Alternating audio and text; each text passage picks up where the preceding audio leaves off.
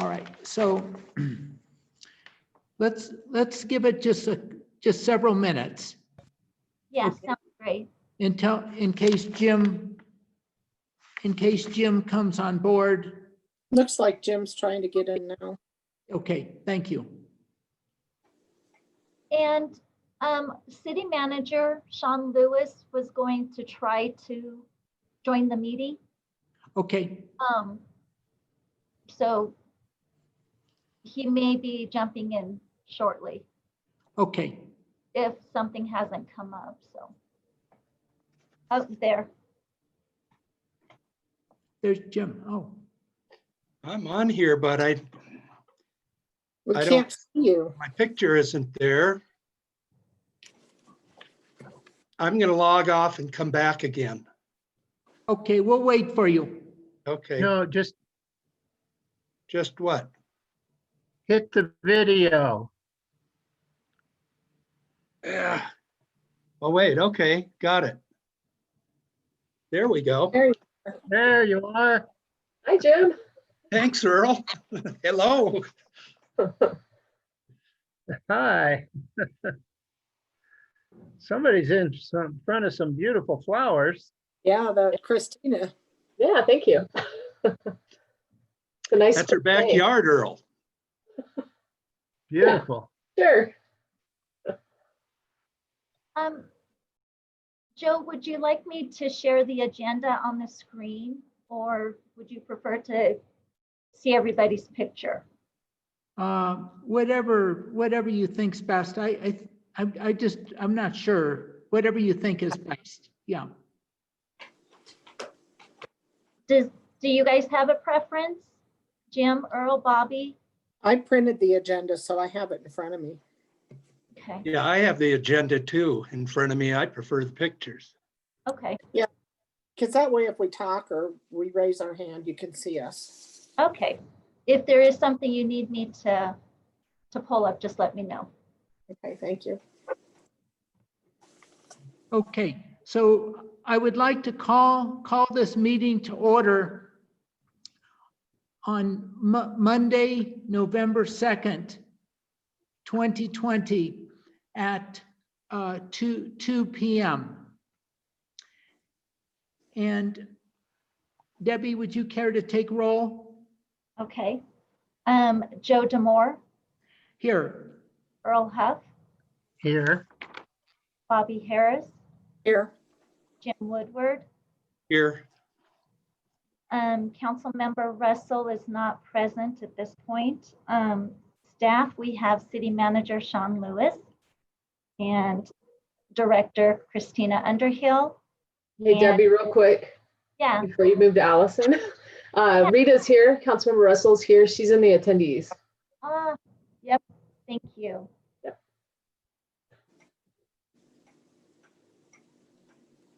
Okay, so there she goes. there she is. And we have Senior Recreation Manager Allison Boyd. Okay. All right, thank you. Thank you. Debbie, we can't see you. Is that what you prefer? You know, Earl, normally I don't have my video on for the meetings. I'm more just to kind of monitor the recording and all. Okay. Okay, thank you. Okay, and are there any additions to the minutes that were taken on August 3rd, 2020? I'll move the minutes of August 3rd, 2020 as written. Okay, thank you. And do we have a second? I will second it. Thank you, Earl. Is there any discussion?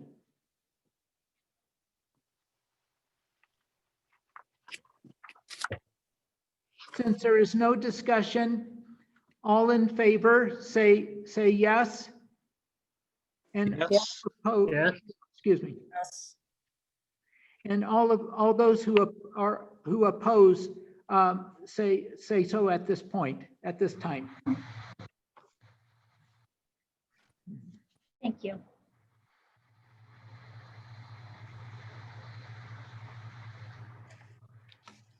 Okay, thank you, and the minutes are approved. Let's see. Were there any citizen comments, Debbie, that we should address? There was not, Joe.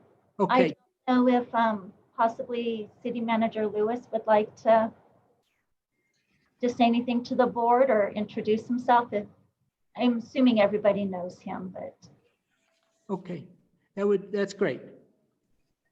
Okay, well, thank you, Debbie and Mr. Chairman, and it's a pleasure to be with all of you today, virtually anyway, for this board meeting. I can't stay on the whole time, but just wanted to come on and introduce myself. I think I've met at least a couple of you, maybe three, but yeah, just so pleased at all the work that you all do for the Malley Center.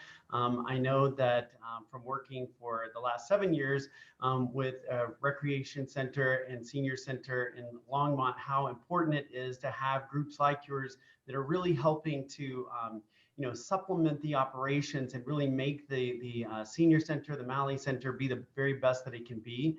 And so I just want to thank you for all your hard work and dedication to this effort.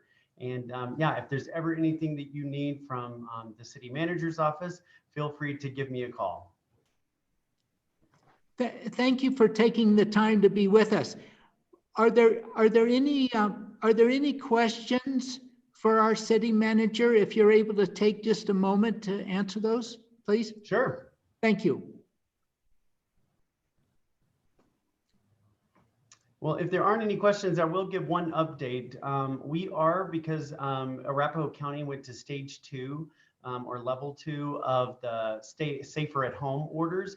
That has led city staff to reduce staffing in our what we call non-essential facilities, which include the Civic Center, the one behind me here, the Malley Center, the Rec Center, and golf course. And so we are reducing staffing levels in those facilities just to try to make sure that if we do have an outbreak, that we have alternating staffing schedules.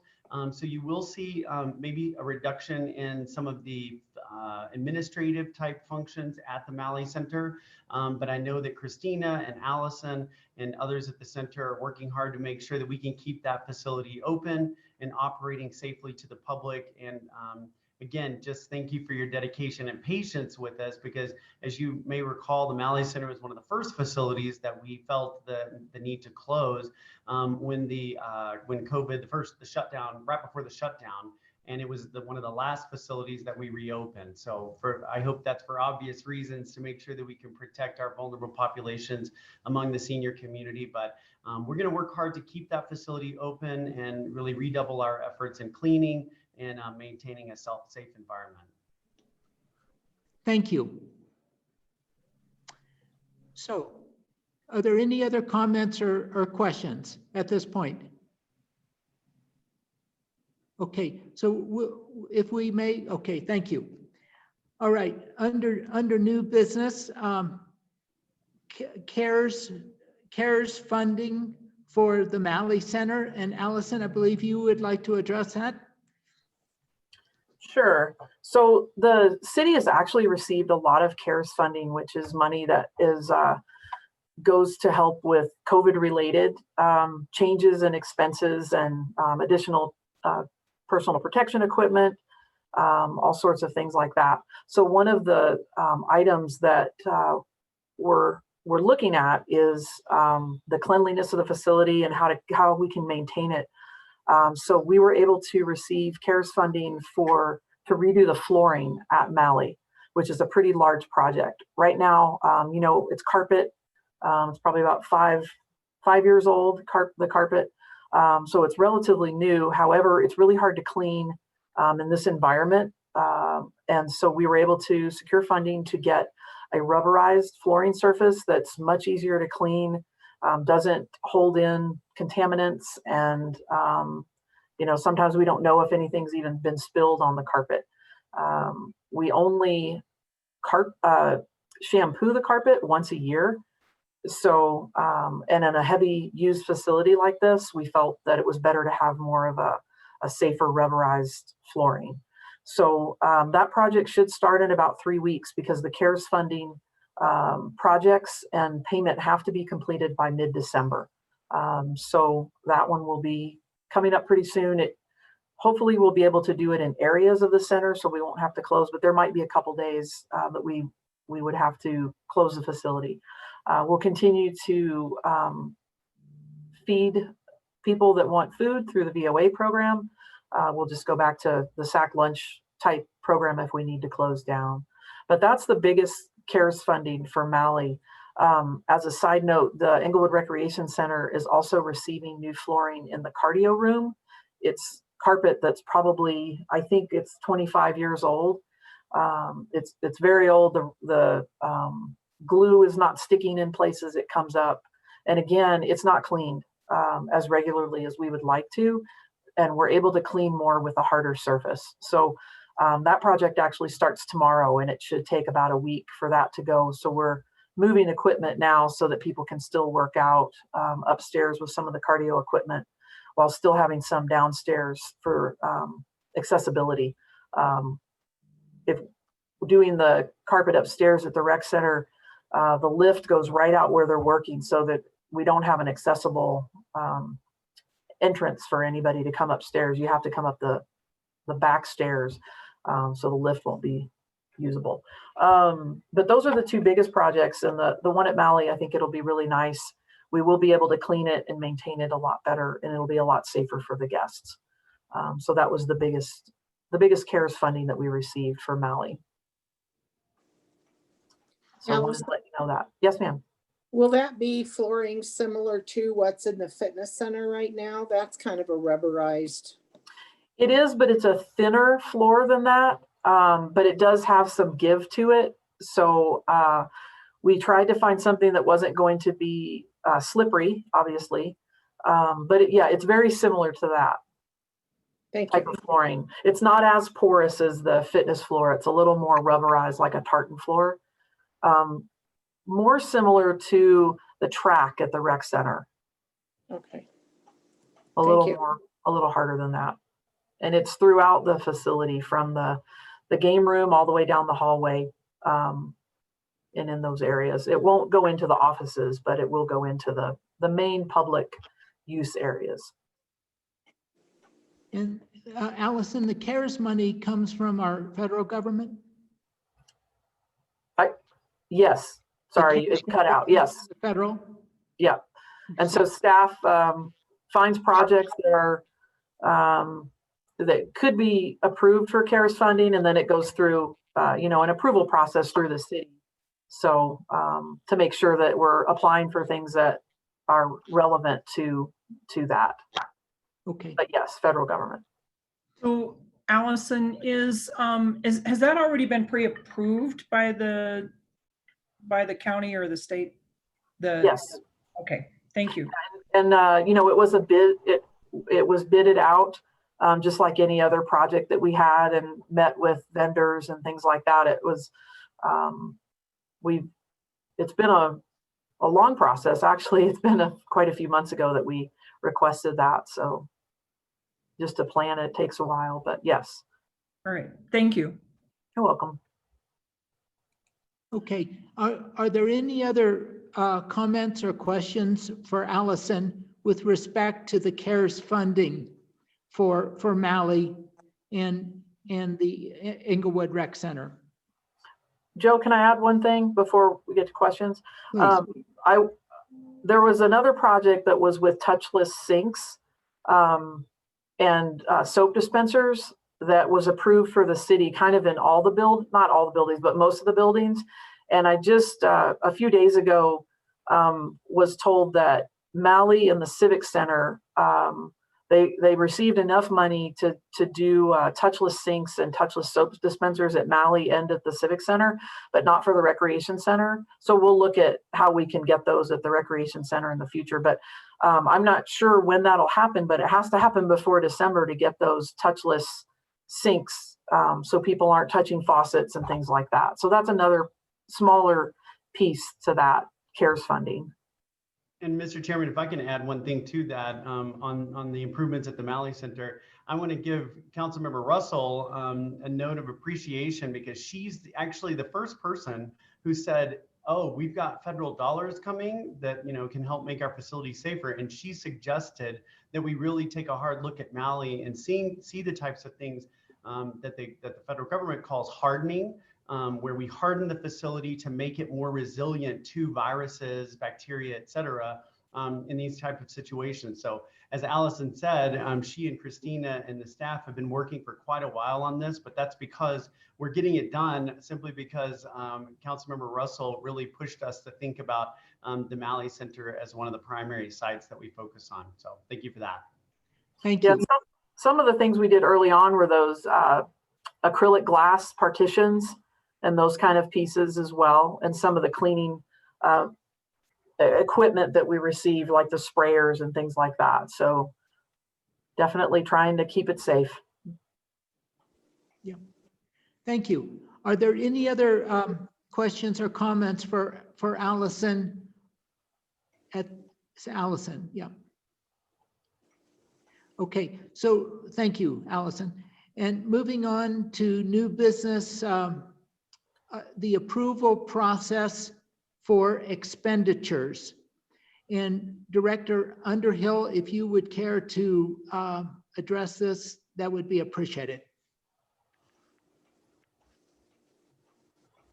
Yeah, so nothing's really going to change with how the trust fund goes about approving projects, and staff then going through our procurement process to secure whatever those projects end up being.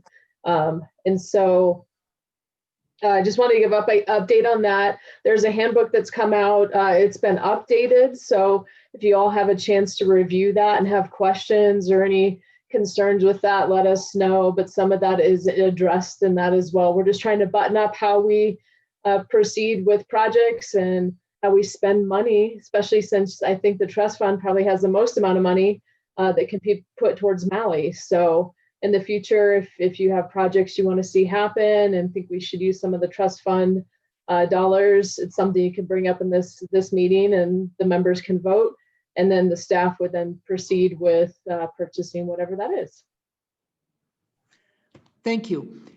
Are there any questions or comments for Director Underhill at this time?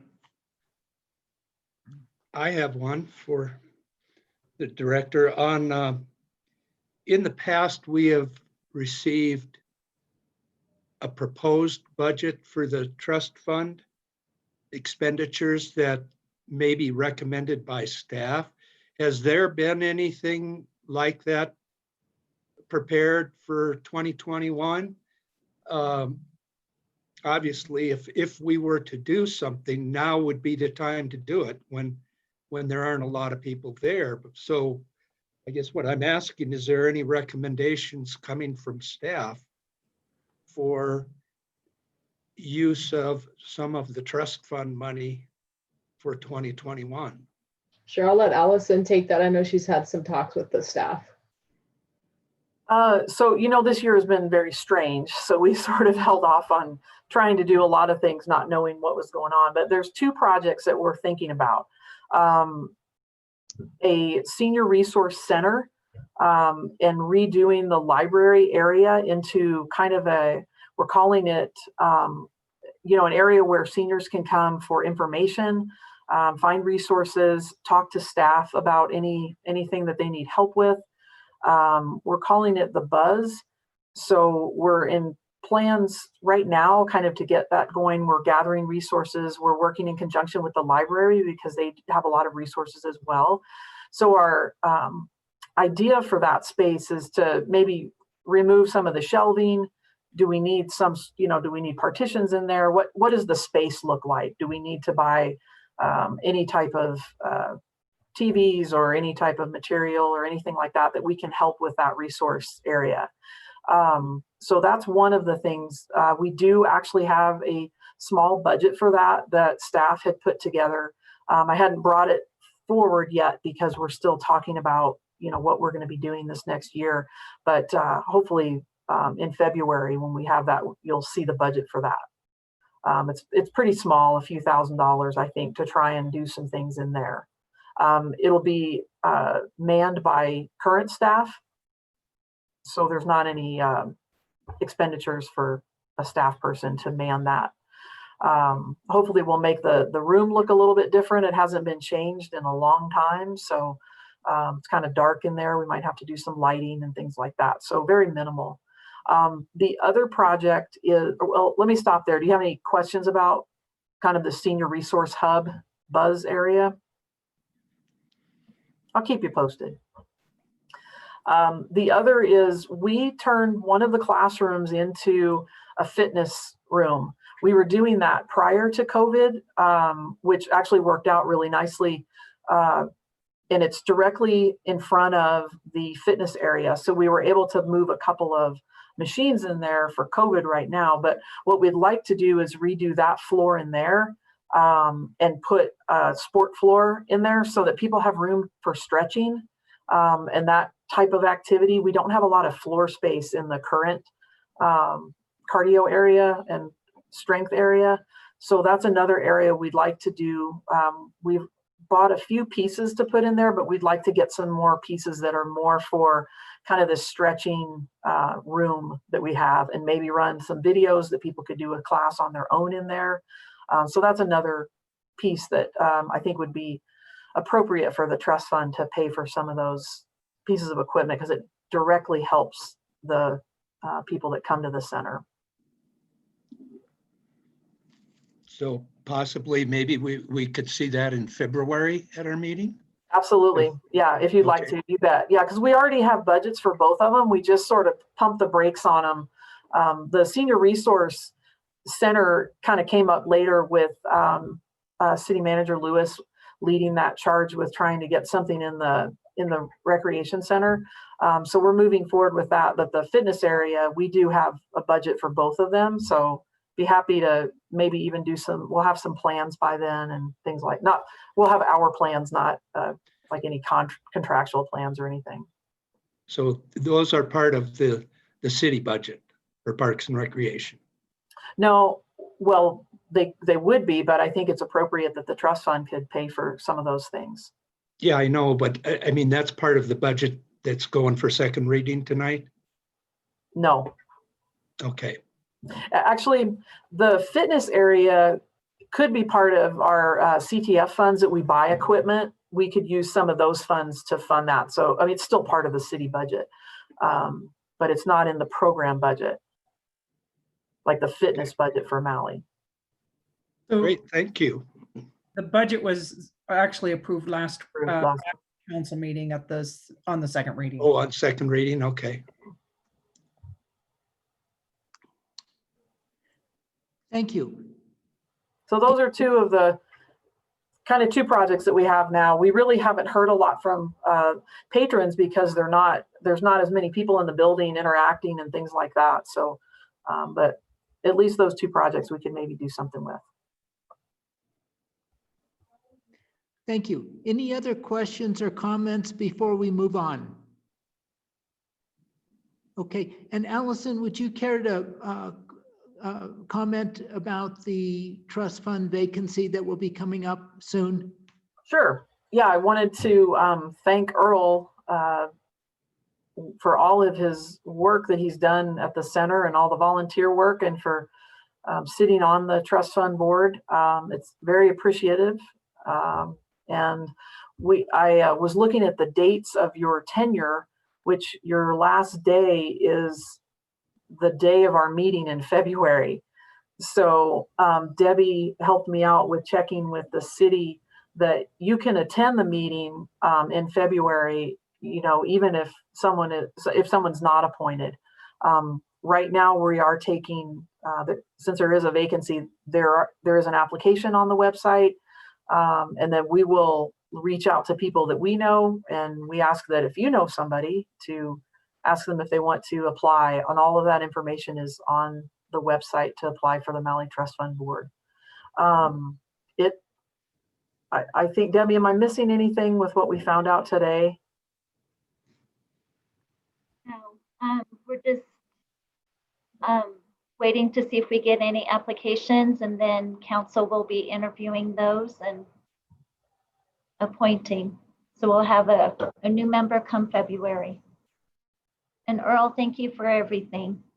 Well, thank you. It's been my pleasure to serve, and I'm going to miss it. I really am, especially when we have such a large amount of money to deal with now. It's going to be fun to be part of the trust fund when we come to finding some worthy causes to use the money for.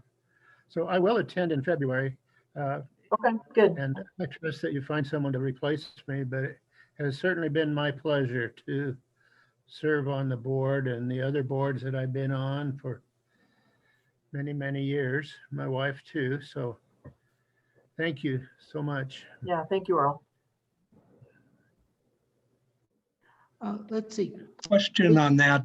Will the advisory board, are they still meeting? So last year, and it's been so long since we met and talked about it, we don't have what we have historically had as an advisory committee. It's a group that gets together, kind of the Friends of Malley, and we have not met since before March. So hopefully in February, I'll get you an update on that. I'll put it on my list to get you an update of what that group is doing, because Okay. we haven't met. It's a little different. There's only 7 members. It's a lot looser than it was, with bylaws, and that was by what the group wanted to kind of move forward with and really help with outreach, with promoting Malley was kind of their mission. So has this vacancy that for the trust fund been sent to them so they're aware of that? So in the past, we had always had recommendations from what was then the advisory board. And I think those are people that are definitely committed to the Malley Center and are good prospects. I think that's probably where Joe came from. That's probably where Earl came from. Yeah, you're right. And we will reach out to them. We have a list that we send out to people, and we will post it as well at the center, and we'll make sure we get it out like we do with all of those openings. Allison, do we have a possible deadline for applications? So that it could go through the approval process and everything? Yeah, it's on the website. I'm sorry, Joe. I don't know offhand what it is. But you would think that before year end, I would think, huh? I thought it was in January, but I can check with Debbie afterwards. I'm sorry. I'm not sure off the top of my head. Okay. And I tried to look for it on the website today, and I just was unsuccessful in finding that. So I'll find out. Okay, thank you. And let's see, Allison, would you or Director Underhill care to comment about the board and commission handbook? Yeah, I'll be happy to comment on that. Thank you. So you should have received the updated handbook. It's a work in progress. That's a draft. So if you have a chance, go ahead and take a look at it. And if there's anything concerning or you have questions about, feel free to talk to Allison, myself, or you can even email or call Debbie and let them know. But it is a draft. And so we're looking for feedback from our commission members so we can make it a good working document once it's approved. Okay. And let's see, I don't think I've received well, how would I have received such? Would I have received it through the computer, or? It should have been through email, and we can resend it out to everybody just in case it got lost or went to your junk mail or whatever. So. Okay. When was it sent out on and around? And I'll check. Debbie, do you know when it was sent out? But I'll send out another. Yeah, it was on the 29th, October 29th. Oh, really? Okay, so recently. Yeah. At the same time as the board information in a different email, but at the same time. Okay. Would you like a hard copy? Me? Yeah. I would love it. Yeah. Okay. I will send one to Sherry because you're at Malley right now and she can print it for you. Okay. And Okay. thank you. You bet. Thank you. And then let's see, are there any other questions or comments for Allison or Director Underhill with respect to the board and commission handbook that we're in the process of reviewing?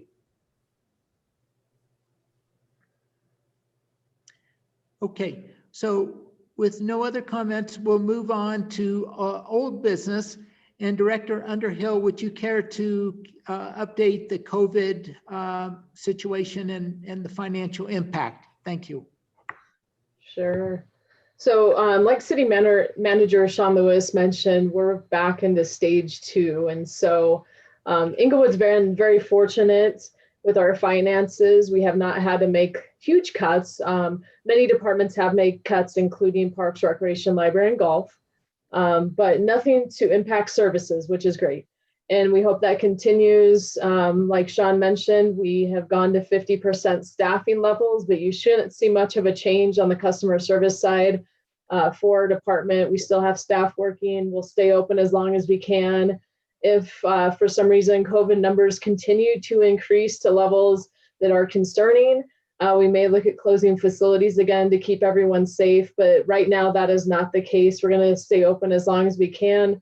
We know that the rec center and Malley are valuable resources for residents and individuals that come to those centers for quality life issues, health reasons, what have it. We've heard a lot of comments from members about how desperately they needed to, get into the pool and swim just to function during their day, or come to the gym and get on the treadmill and work out. So we know it's very important, and we want to keep everything open as long as possible. So finances are doing okay, and we'll stay open as long as we can. So you guys have any questions? Yes, I would ask, I know that I believe my membership here at Malley renews in December, but I come in almost every week, and sometimes they let me know that it's due, and in years past. But since there's such a number, there's quite a few people that are not coming back yet, and I'm just wondering if we're called to reach out via the phone or by mail and just let people know that their dues are needing to be paid, for their annual amount. Yeah. Sure, and I'll let Allison take that one. Yes, normally, at one point a few years ago, 5 years ago, everybody had to renew kind of at the same time. Everybody was December 1, and we've evolved away from that now. So everybody has a household, and the reminder is on their household. So if they do sign up for something, they're reminded, like you said. We were talking about this, how we, most times we reach people through word of mouth and posters and things like that at Malley, but we don't really have that with everybody coming back. We do have quite a few email addresses, so that's how it'll go out through RecTrack, which is our point of sale system. So we will be reaching out to those people once their membership, their annual pass has expired. So, and we do that annually whenever they come up, because now they're all different. So we get a notice, I think it's 3 weeks before, a month before or something, and then that email notification goes to them. Yeah, that's perfect, because I would assume that that's important, Yeah. that flow of money coming in. Yeah. Yeah, well, and we want to keep track of people too, because we want to know who's coming back. And, we have a list, we check every now and then. We're able to look to see like who hasn't been back since March, because there's lots of people that aren't, they're just not coming in because we're not doing the things that they come to, speaker series, trips, tours, things like that. So I do anticipate that our numbers for annual passes will be reduced this coming year. Okay, thank you. Are there any other questions for Allison or Director Underhill with respect to COVID and what we're experiencing as a community?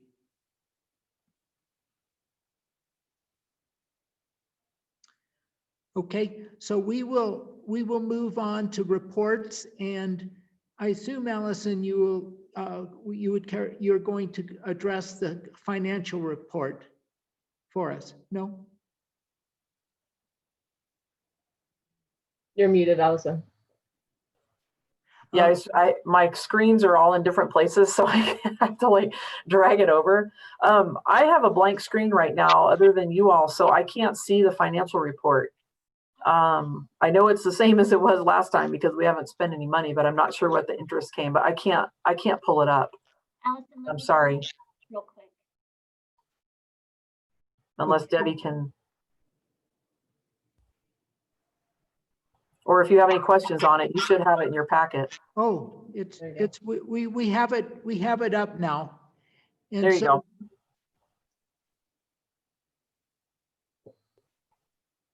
But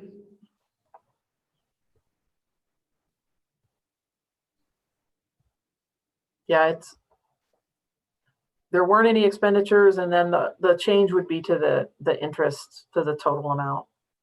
okay, but not to complicate the world here, but on June 30th, 2020, we noted a balance of $389,013.80. And so maybe that was a mistake. But so, oh, I see. Wait a minute. So if we added $7,355.95, I'm not sure that 930 balance would be correct. Yeah. Oh, I see. That 7,355 is total interest from the first of the year. I apologize. I got it. Okay. But boy, it sure didn't do much in the last 3 months, did it? Wow. Okay. But what can you do?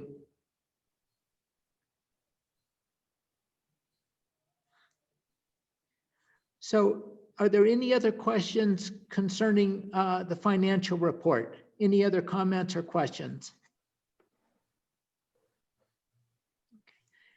And then under reports, parks, recreation, and library, if you would care to comment. Yeah, I'm going to actually cover real quick a park capital improvement projects. I'm going to share my screen here. So our city council was very generous for 2021, and we have $3 million in park capital improvements that we are now planning for, which is exciting because our parks are in dire need of some improvements. So let me know hopefully you can see the screen. And oops, didn't go too far. All right, do you see the screen where it has parks listed on it? Yes. Yes, okay, good. That's great. So this is what we're putting the $3 million towards, and I'll go over each project in a little bit more depth so you'll know where the money's going. So we've got Baker, Centennial, Cushing, irrigation improvements in a few of our parks, and then Little Dry Creek is a much larger project, and I'll explain that one when we get to it. So Baker Park is on our north side of town, and we have allocated $600,000 to go to this park. We'll be replacing the restrooms, taking out the existing playground and putting in a brand new one, which is going to be exciting for the kids that live nearby, and then upgrading the picnic shelter. You can see in the picture, the picnic shelter is kind of set behind the restroom. Our goal would be to pull that shelter out a little bit and not let it be hidden behind the restroom to deter activities that shouldn't be happening in parks. So those 3 items will get upgraded at Baker Park. We haven't done any new improvements since 2006. And if we were to renovate the whole park in one shot, we estimate based off the 2017 master plan, the renovation cost would be between $800,000 and $1.2. So we're going to chip away at that cost with $600,000 going to Baker Park. The next park is Centennial. We have $560,000 for, I believe, the largest park in our system. We'll be upgrading the basketball court, replacing the playground, and the picture is accurate as far as what we've got out there now. It's a very old, in fact, I believe it's the oldest playground in our park system. And so we'll renovate that whole playground, put in new pieces. They're up to code and safety regulations, and then also remove the picnic shelter and put a brand new one in to upgrade it. So it's very usable and nice. This park, the renovation cost overall, if we were to do everything we want that's listed in our master plan, would be estimated between 7.5 and 8.5 million. So again, we're chipping a little piece away at this park, but I think a new playground and basketball court and picnic shelter are going to be nice additions to Centennial Park come 2021. And then we have Cushing Park. This picture is actually a conceptual plan that was put together of what Cushing Park could be. There was public feedback given on this. We have $750,000 to put towards Cushing Park. We will be removing the existing skate park. If you've been by there, it's a metal element skate park. So when kids skateboard on it, they're actually going up onto metal pieces and skating on those. Most skate parks today are built with either asphalt or concrete, and we'd be looking at installing a concrete skate park. You can see the skate park is going to move. Currently, it's just south of the pond area, and that skate park is going to go actually into the existing parking lot that's more visible from Inca Street and probably a better location in the park altogether, a little bit further away from the homes that are just south of the park. It'll also be quieter. The metal pieces that we have in there are quite noisy when kids jump up on them and roll around on them. So we'll reduce some of the noise from Cushing Park. We're going to upgrade the parking lot since we're moving the skate park to it. We'll be adding egress and ingress from the Inca Street. So it's going to be a right turn into the parking lot and a right turn out of the parking lot. And if you know, the park is only accessible through the neighborhood currently to access that parking lot. So this will be a much needed improvement to the park. And then also council added in, they wanted to see the picnic shelter improved. We have a lot of issues with transients hanging out at the picnic shelter, doing things they shouldn't be doing day and night. And so the goal is to open the picnic shelter up significantly so you can see into it and hopefully deter some of the illegal activity that does occur over at Cushing. The total renovation cost for Cushing is between 5 and 6 million. So again, we're almost putting $1 million into this. There'll be some future improvements if we go after a bond in the next few years that can help us finish this park to be complete. The less sexy of our renovations would be irrigation improvements. You can't see these, but they're needed. From a sustainability perspective, our irrigation systems are fairly old. We're talking 20 and 30-year-old irrigation systems in our parks. Baker, Rotolo, and we have a system that our parks crews oversee along Inglewood Parkway and some of the medians along there. So we're going to take $350,000 and start improving our irrigation systems, putting new ones in that just are better functioning. We'll actually hopefully, especially with Inglewood Parkway, have trees that survive and bushes that survive because the systems are working in there. And then this is a large project that what's great about this is there's matching funds for the Little Dry Creek Plaza area. And we've already invested in 2020, $360,000 into Little Dry Creek. And we're going to be putting another $740 into it in 2021. Mile High Flood District has $1.1 million in matching funds. So we literally get the other half of the Little Dry Creek Plaza area completed with their matching funds.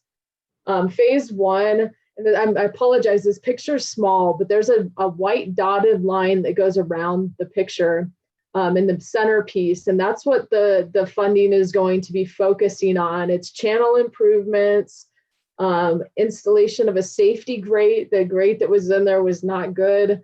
It's much more safe with this new grate. In fact, it may be completed by the end of this year. Channel and landscape improvements. And then also they'll be removing the concrete bottom of the former pond and restoring the channel bottom to its former natural state. So that's the phase one of this project that we'll be able to complete by the end of this year, early next. And then we have the additional $740,000 that will go to actually adding a new trail that will connect Broadway to the restaurants and retail that are down there, a stairway from the plaza to access the creek, and then finish the creek improvements with landscaping. So that whole lower area of the creek will be complete. Now there's a phase two of this project. We've not costed it out completely yet, but that adds more of the fun elements of places to sit and have lunch, places for kids to play. There's a lot of ideas that could go into this, but it's pretty great that we were able to get 1.1 in matching $1 million in matching funds to do some necessary improvements to the Little Dry Creek Plaza area. So this is just in summary how much we're spending. So $3 million again, we're using from the unassigned fund balance in the city's capital budgets to put towards these park improvements. And we're very excited. The parks are well loved, and we found that this last year with COVID that people found a way to get out of their home and into nature, into our parks, and really enjoy them. So we know that these improvements are going to go a long way next year. So with that, be happy to answer any questions. Yes, Christine. On the Little Dry Creek improvement, does that just go about as far east as Logan? I'm trying to. It's actually, you know where the white bank building is? Yeah. That egg-shaped building. That's on the north side of Little Dry Creek, and it doesn't go. Yeah. Maybe a quarter mile is all that it goes. I think it only goes to Broadway there. That's Broadway where you see the cars on top. Okay. Yeah, thanks, Jim. So it's all in the Broadway to the marketplace area. Correct. Okay, thank you.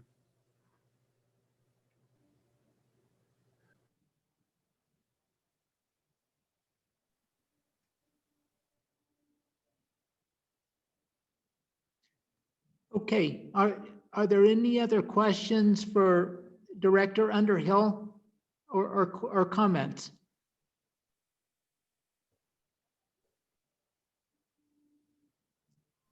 Thank you for that organized report. You know, that helped a lot. Okay, let's see. Under Chairperson's choice, Director Underhill or Rita, would you care to comment on the city's broadband initiative that we're voting on as of tomorrow? We'll know what happened with that. Yeah, is there anything that we should know? I know it's a little bit late, as most of us have probably already voted, but is there anything that you would like to say regarding such? Because I looked at it and so forth, but I just was curious. Councilmember Russell, if you have anything to add. I don't really have a whole lot to add. The only question that I asked when we were discussing whether to put it on the ballot or not was why we were going to do it, or what we were going to do with it if we did it.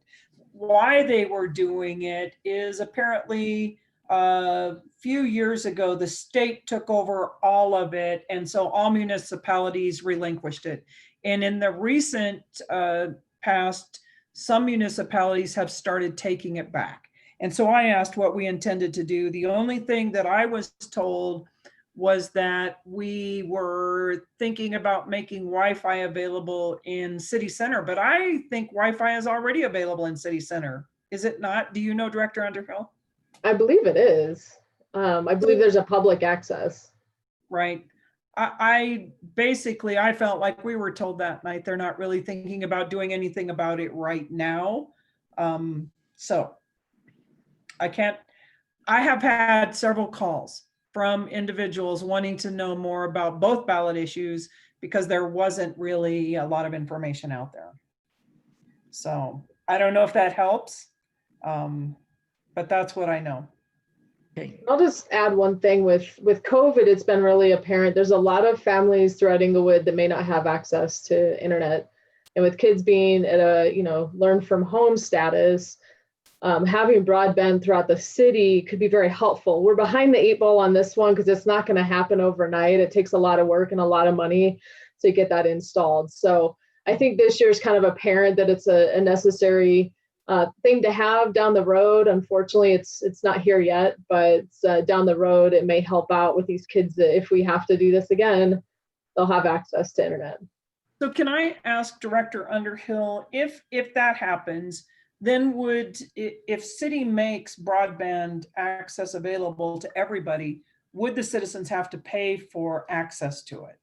Do you know That's the a answer? good, yeah, no, I actually don't know the answer to that. I'm not sure. I came from a city in Tempe, Arizona that tried this concept where they actually used the street poles to put the devices on so you could get wireless in your home.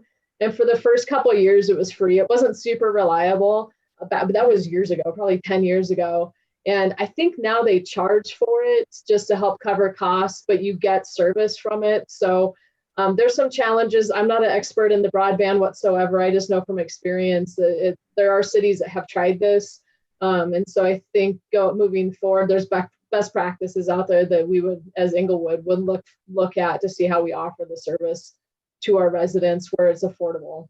And there might be, it's kind of like the water, rates going up. There's going to be services and not scholarships, but ways to help people out if needed. So if all the schools shut down again and kids are learning from home, there might be a way for the city, like through the CARES Act, we could get some funding to help provide wireless services in those homes. So I think there's a lot of options, but I know the experts in our city are looking at that, and I'm not the expert. So, well, I appreciate that. I'm not the expert either.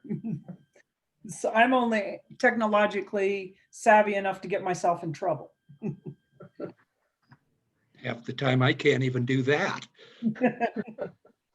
No, all of Inglewood schools right now are on the e-learning program. There's no in-school, from what I heard this morning from one of the school administrators, which she said for 2 weeks.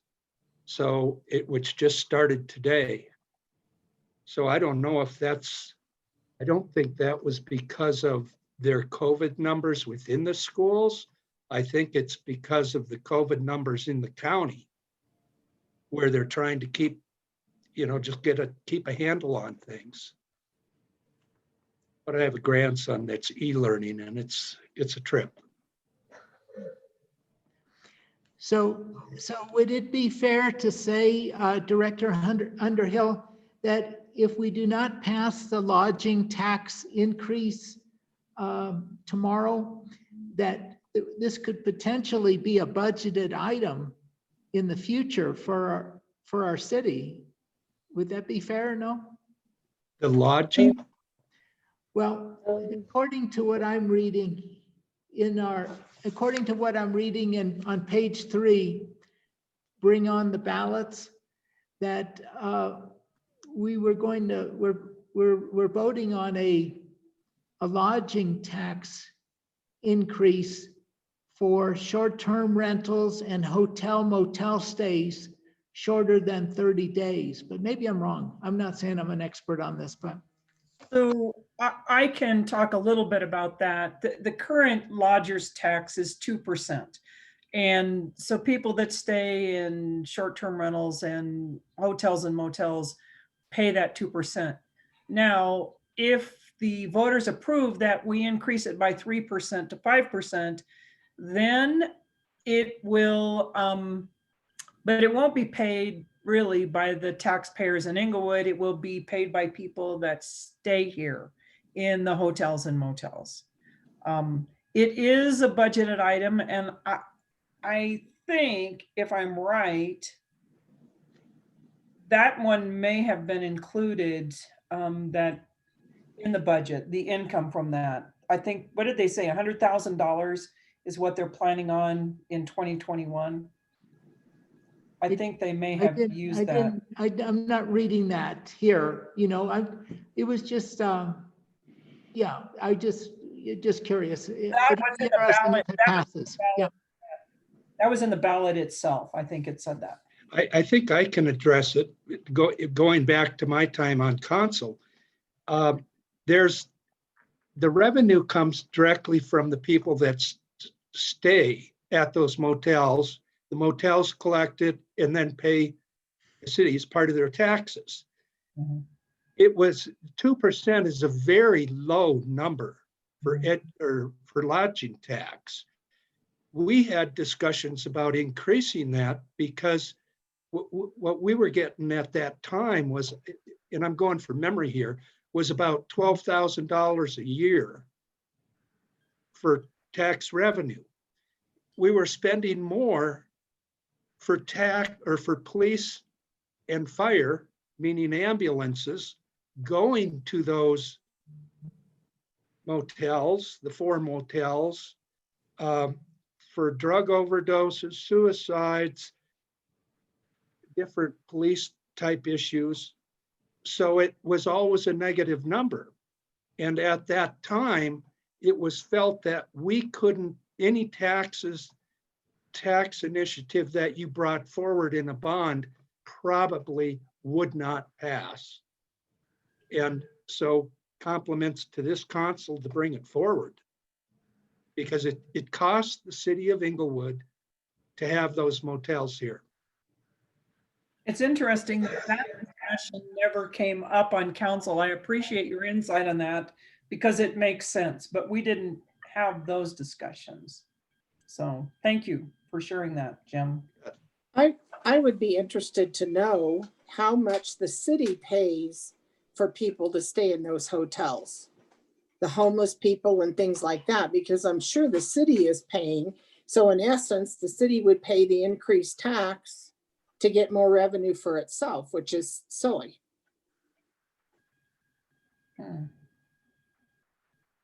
I can check on that. I'm not sure that the city is.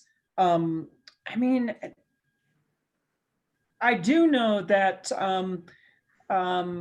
Giving Hearts and some of those organizations provide hotel and motel vouchers, but whether the city is supporting that, I'm not sure. It is possible that we donate some, but I'll check.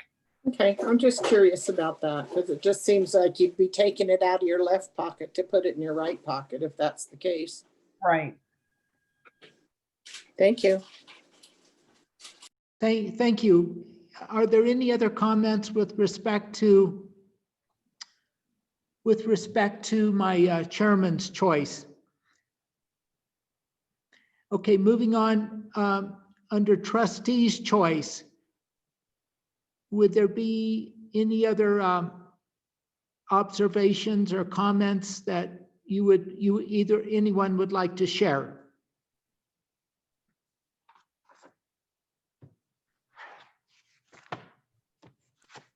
Allison, I would just like to see if you can thank all the staff that's working at Malley, because, I'm taking my fitness class virtually, but, the fitness instructor has to come in and do the class.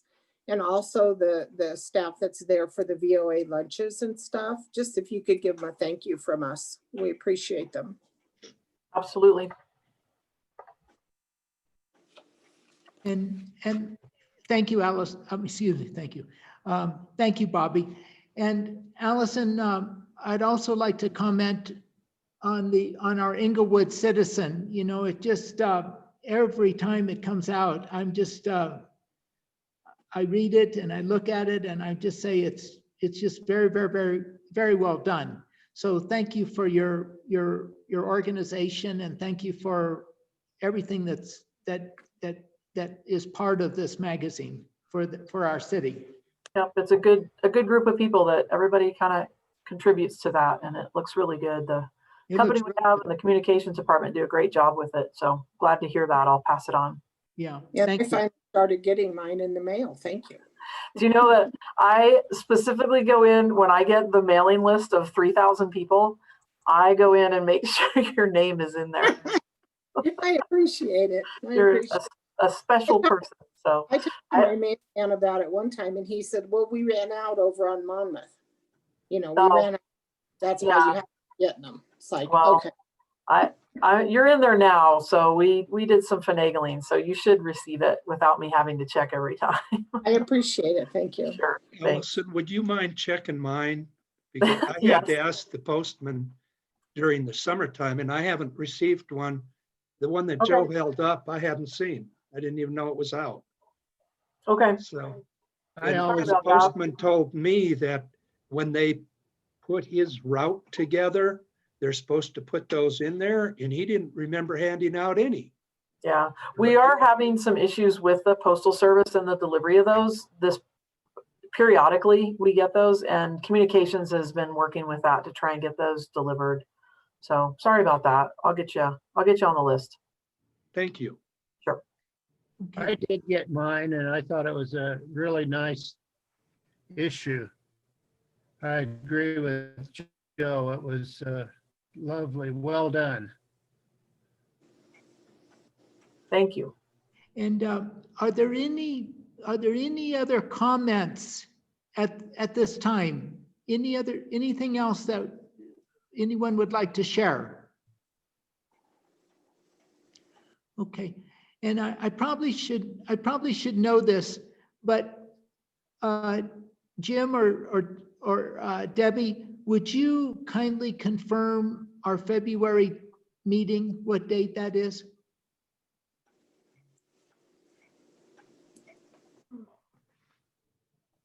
Hold on, Joe, and I'll. It's the last day of Phil's tenure. So it will be Monday, February 1st. February 1st. Thank you. I know I should have that, but I just didn't. So thank you. I'll get out a calendar for the 2021 meetings. Thank you. I'll email that out to everyone. Thank you. And are there any other comments or questions before we adjourn? Just one. I just want to thank everyone for the association that I've had with the trust fund and the friendship that I've had with each and all of you. I hope it will go on, but I'm going to miss being part of the trust fund, although I will see you in February. So thank you, everyone, and God bless each one of you. Thank you, Earl. Thanks, Thank you, Earl. Earl, for your service. Yes, thank you, Earl, for your service. And this meeting is adjourned. It is now approximately 3:02 p.m. Thank you, everyone. Have a great day. Thank you. Joe, if you want to go up to the front desk, they should have a copy for you. I will. Thank Okay. you. Thanks. All right. Allison. Thank See you. soon. Thank you. All right. Bye.